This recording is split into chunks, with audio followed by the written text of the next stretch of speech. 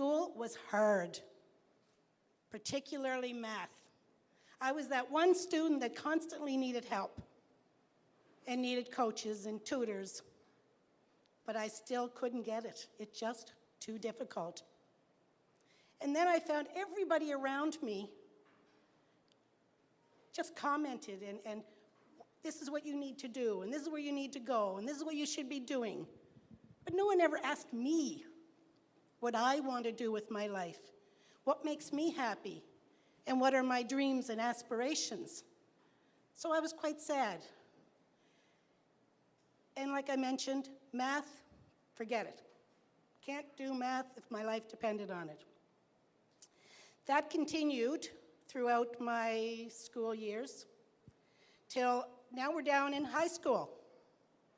And in high school, now all the conversations are starting to revolve around where are you going to go after school?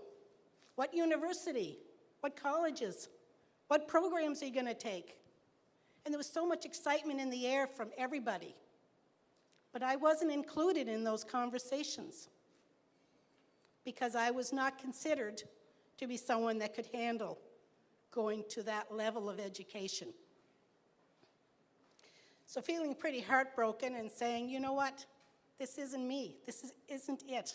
This can't be all there is. I sat down with our guidance counselor,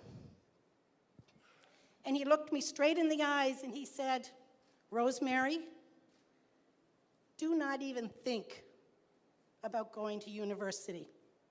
It's not for you, and it's way too much money to spend and waste. More importantly, he said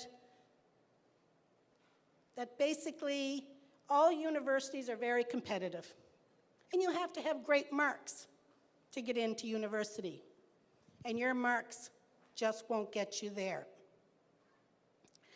Wow, so what can I do then? I mean, there's got to be something else. I'm not just going to go and get a job at Walmart. What am I going to do? I've gotten this education, and I wanted to learn more. He said to me, well, if you really, really wanted to go back to school and continue, I would suggest that you go to the local community college and pick up a skill. You know, learn how to type. Learn some clerical skills so that maybe you can get a job in an office one day.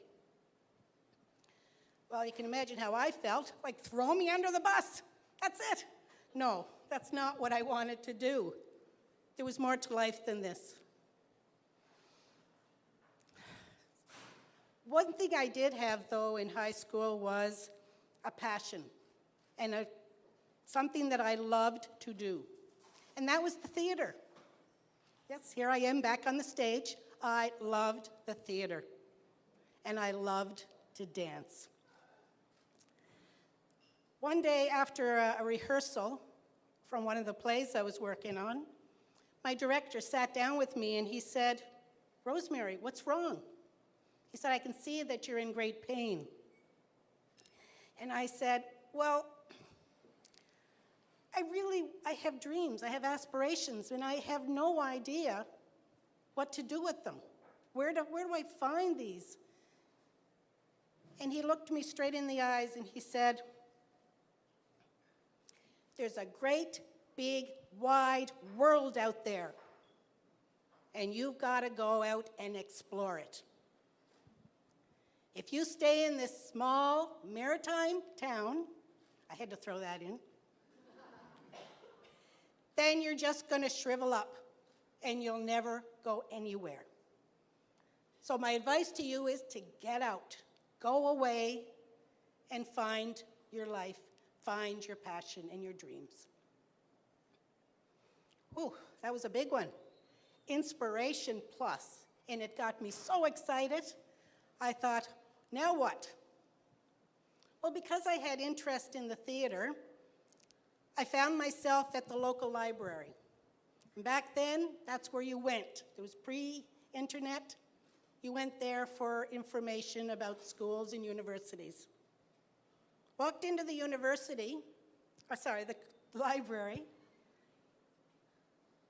and I was just shocked, actually. The the rows and rows and rows of universities and colleges, their calendars, everywhere. And I found myself actually absorbed in them and realizing that there was a whole world out there of learning and education that no one ever talked to me about. Well, I remembered what the counselor said, that I wouldn't get into a university. But I thought, you know what? I'm going to try anyway. I'm just going to go for it. What's the worst? They'll say no. Okay. So I applied to a university. And I decided on fine arts. That's what I was going to take because that was my passion. I applied to not one, not two, but actually 3 and perhaps even 4 universities. I thought, what the heck? Somebody might say yes. I waited for quite a while with fingers crossed and praying that one of these will come through. And sure enough, one and another and another, until all of them came back saying, yes, we accept you.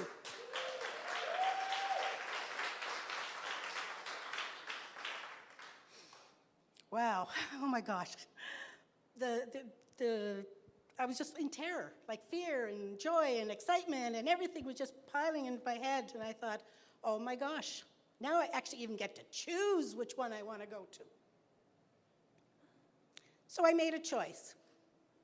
Now I had to decide, how am I going to get there? It's not driving distance. It was a plane trip. And guess what? I'd never been on a plane before.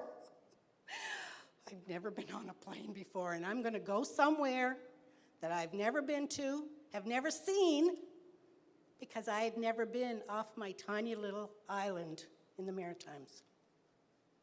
And I'd never been on a plane before. Oh my gosh. The feeling of terror really hit me as I'm going through security at the airport. And the realization that this was actually happening. Sitting down in my seat on the plane, my eyes are clenched tight because I didn't want to see anything. My arms were against the armrests, and I'm sure that if I didn't put holes from my nails into that armrest, I'd be surprised. I'm at the other end. Here I am, to a new life, new beginnings, and so many things unknown. But I was feeling brave, and I was feeling strong, and I said, I'm going to do this. 4 years later, in 4 years, probably the happiest years of my life, I have my degree.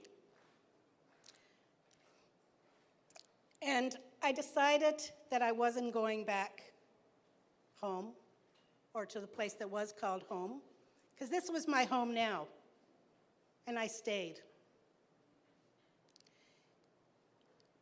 Now, many decades later, I still remained in that same place with my degree, but that's not where I finished. I continued my education.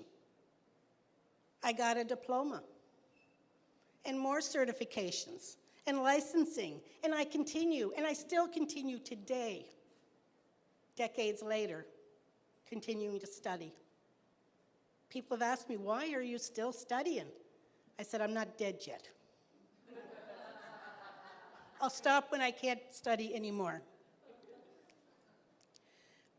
But the big one for me is for a person that grew up not being able to handle school and not being able to handle math in particular, I've spent the last 20 plus years in the real estate and financing industry.